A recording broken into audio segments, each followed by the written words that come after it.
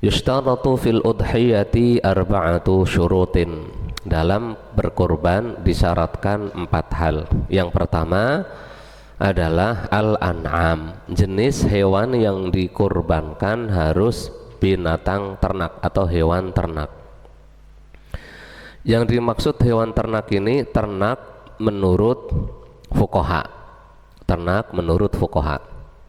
Menurut fuqaha, tidak semua hewan yang dipelihara manusia itu terus jadi hewan ternak, meskipun kita ternakkan gitu. Ya, binatang ternak di sini hanya adalah unta, sapi, dan kambing. Yang kemarin sudah kita jelaskan, hanya unta, sapi mencakup kerbau, dan kambing dengan semua jenisnya. Selain hewan ternak, selain ketiga jenis ini, unta, sapi, dan kambing tidak sah, tidak dianggap sebagai kurban. Yang kedua yang disyaratkan adalah as-sinnu, usia. Nah, kemudian dalam syarat usia ini yushtaratu fil udhiyati an takuna fi sinnin la takillu anhu. Nah, ini harus sudah tua, tidak boleh kurang dari batasan usia ini. Nah, kemudian menurut ulama Syafi'iyah fayushtaratu fil ibili an la yakilla sinnuha an khamsi sanawatin wa ta'anat fis sadisa. Untuk unta syaratnya sudah yang usia 5 tahun dan masuk tahun ke-6. Hitungan tahun di sini tahun Hijriyah, bukan tahun Masehi. Saya ulangi, hitungan tahunnya tahun Hijriyah, bukan tahun Masehi. Kemudian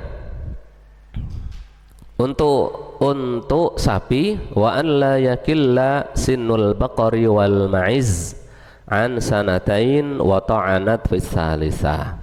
Untuk sapi dan kambing maka sudah masuk tahun ketiga, usianya sudah 2 tahun, masuk tahun yang ketiga. Ini sapi dan kambing yang bukan domba. Untuk domba wala yakillu sinnud dha'ni an sanatin. Untuk domba minimal usianya adalah 1 tahun. Wa ta'ana fi tsalisah, sudah masuk tahun yang kedua. Ini khusus domba. Illa annahu yajuzu tadhiyatu bid-dha'ni idza ajza'a qabla tamami sanati bi an saqatat asnanuhu. Untuk domba, jadi pengecualian domba. Domba itu 1 tahun boleh, masuk tahun kedua. Bahkan kurang dari 1 tahun domba itu sudah boleh dipakai kurban, selama giginya sudah copot. Apa bahasa? Ompong, sudah ompong.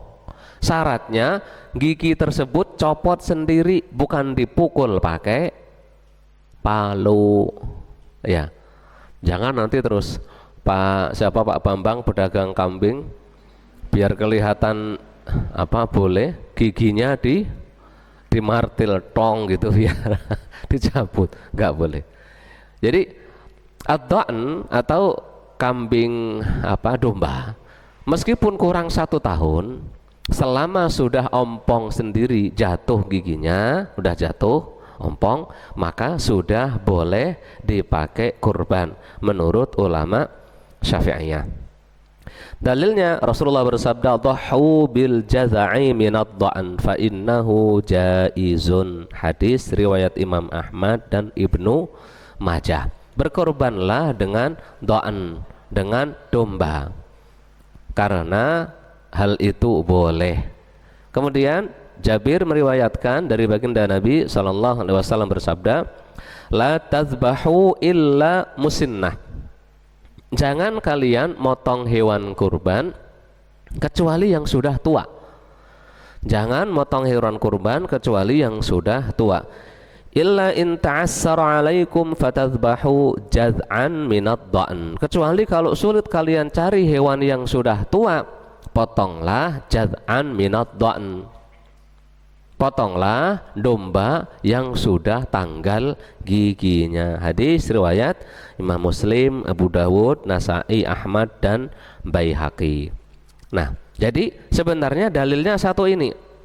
Dalil satu ini, jangan kalian kurban kecuali dengan hewan yang sudah berumur. Nah, berumurnya itu berapa? Nah, itu yang khilaf. Untuk unta sepakat, setahu saya unta itu disepakati para ulama bahwa harus berusia 5 tahun masuk ke 6, itu sudah musinnah, sudah tua. Nah, kemudian untuk sapi juga sepakat. Sapi disebut tua itu kalau sudah masuk tahun ke-3. Ya. Kemudian yang ketiga, kambing yang bukan domba. Kambing bukan domba di sini khilaf.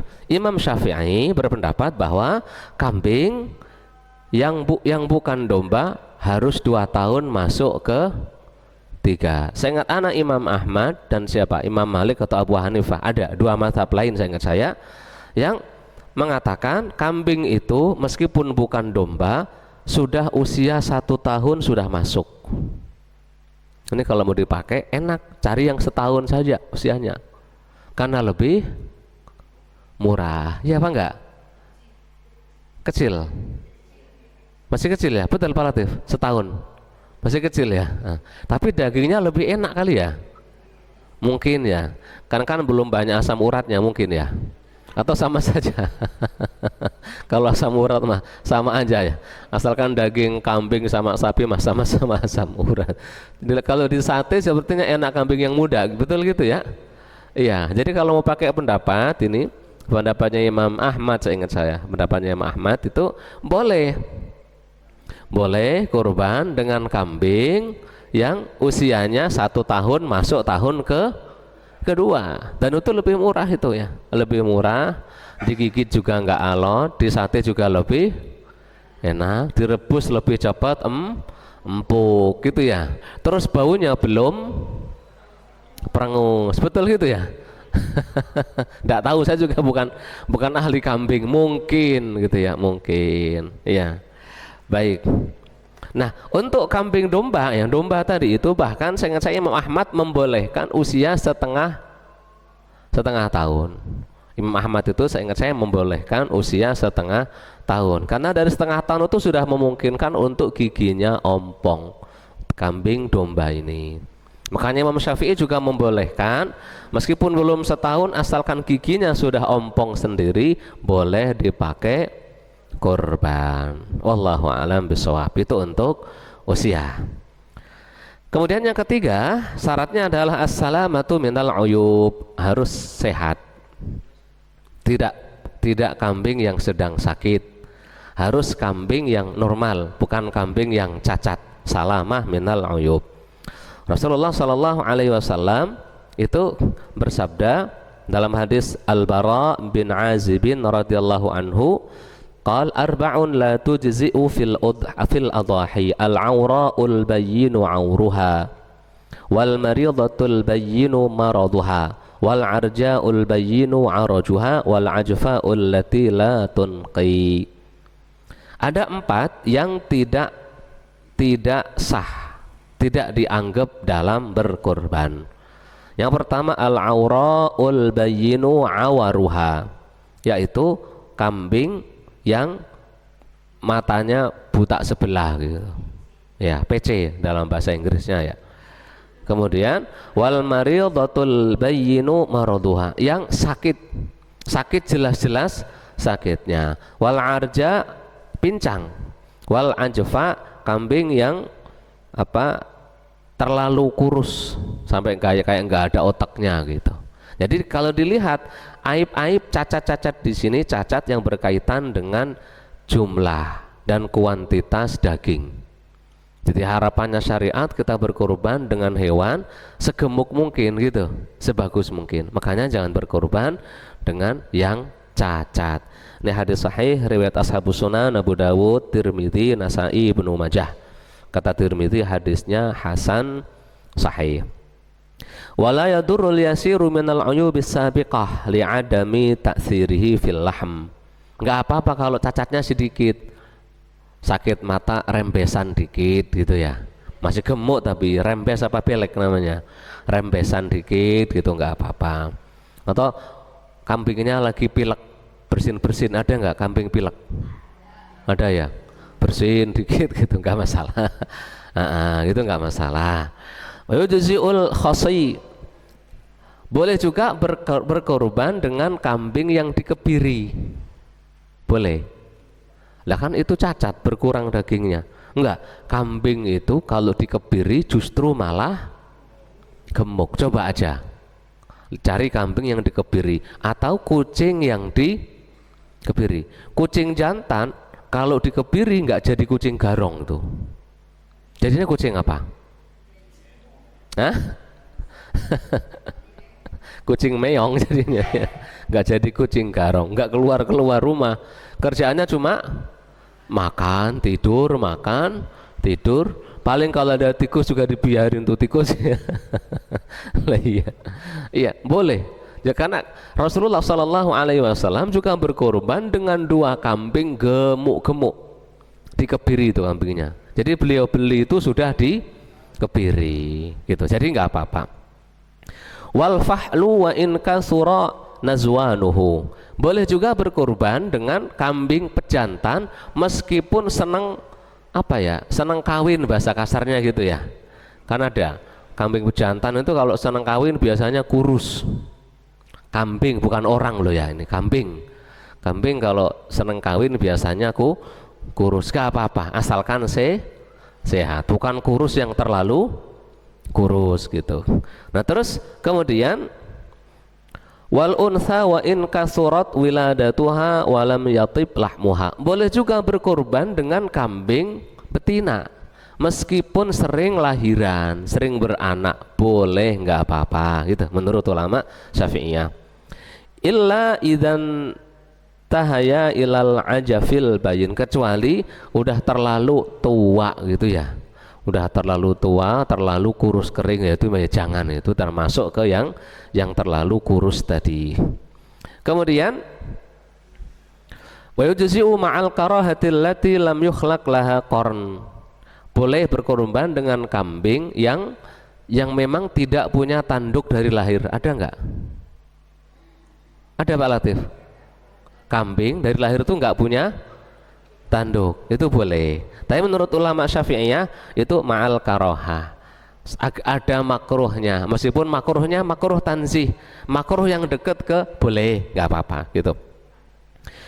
Wallatin kasara khilafu qarnuha awin kasara qarnuha, atau boleh juga berkorban dengan kambing yang tanduknya itu pecah dikit atau bahkan tanduknya patah pecah, nggak masalah.